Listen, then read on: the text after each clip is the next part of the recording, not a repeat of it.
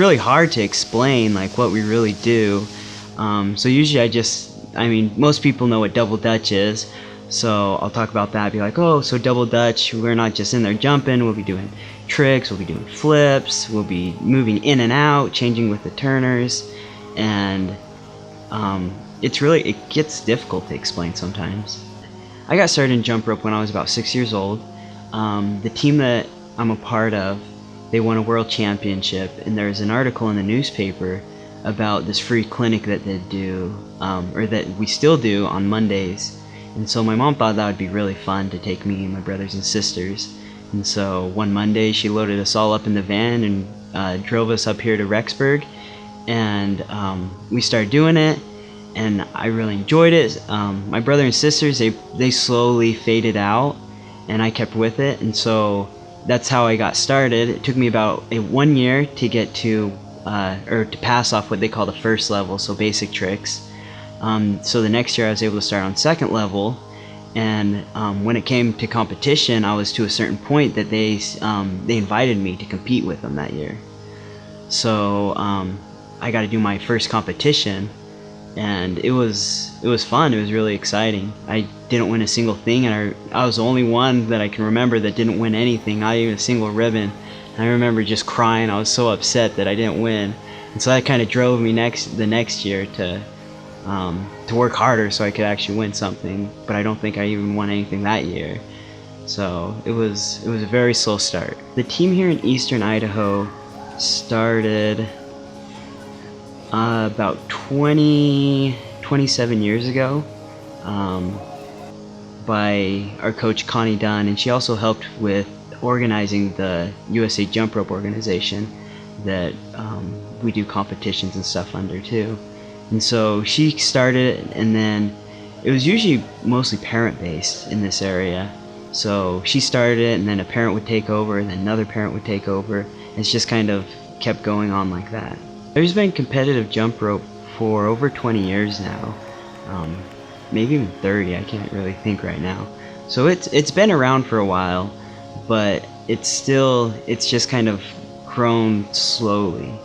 It's still such a new sport, and so it's not really out there as much. And so, I mean, usually, especially as far as sports, people think of jump rope as something to condition with. So like a boxer will jump rope to get in better shape, or a wrestler. But they don't think of it as the performance side of it. The sport that it compares most to would either be like gymnastics or dance, something along those lines. But even then, I mean, with gymnastics, it's all performance. Jump rope, you definitely have the performance, but you also have like the endurance, and so like jumping, or how fast you can jump in 1 minute or 3 minutes. And so it's also kind of like a racing type thing. There's usually a couple different things as far as preparation that needs to take place. If it's going to be performance with like my local team, I'll try and go to more practices. That way I can practice with those kids more, and maybe get in some group routines and other things like that. If it's a performance I'll be doing with another team, or that I have to travel somewhere, preparation gets a little different. Since you're not there with those people, you have to kind of guess what you're going to be doing there, and just guess and prepare yourself just for anything. So at a typical practice, you usually start, basic warm-up, stretching, stuff like that. And then we'll break away into different groups or teams and work on routines. And then usually at the end of our practices, we'll do like a conditioning or something to strengthen or make us faster.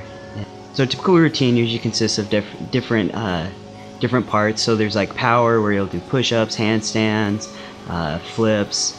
You'll have like crosses. Then you'll have what we call multiples. So that's jumping once, and then having the rope go under multiple times. And so each routine has different things that you have to meet. I think the hardest part about coming from all over the place and then having to put a performance together is actually building the routine. We're all good enough jumpers that we know how to, and we've worked with each other, that we're able to mesh and complement each other's skills and stuff. So we knew like okay, this person's really good at flipping, or this person's really good at this, so that's what we want them to do. And so that part came really easy. It's a constant learning process. Usually, I mean, routines for competition, they'll take anywhere from 8 months to a full year to prepare and build.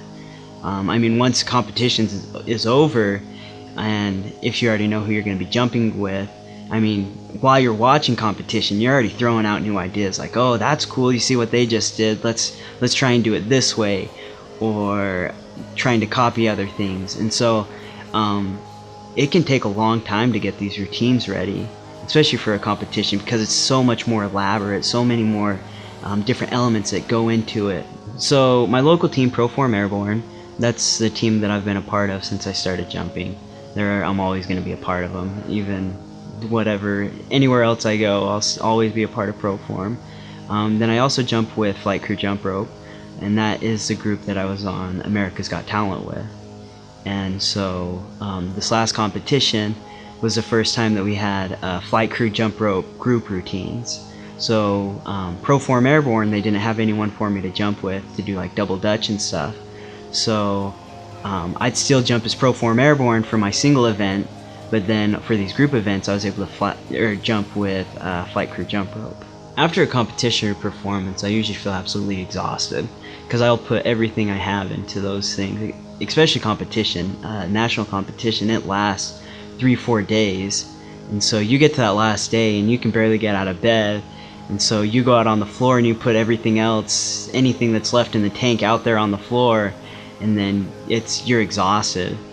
And shows are the same way. I'll go out and I'll put everything I have into those shows to give the audience the best performance that they've ever seen, and afterwards just be tired. It's been a great thing to be a part of Jump Rope, to be able to do these performances and competitions. I mean, after every show, there's always that adrenaline rush that it feels so cool or so good to be able to go out and perform and entertain people with my talents.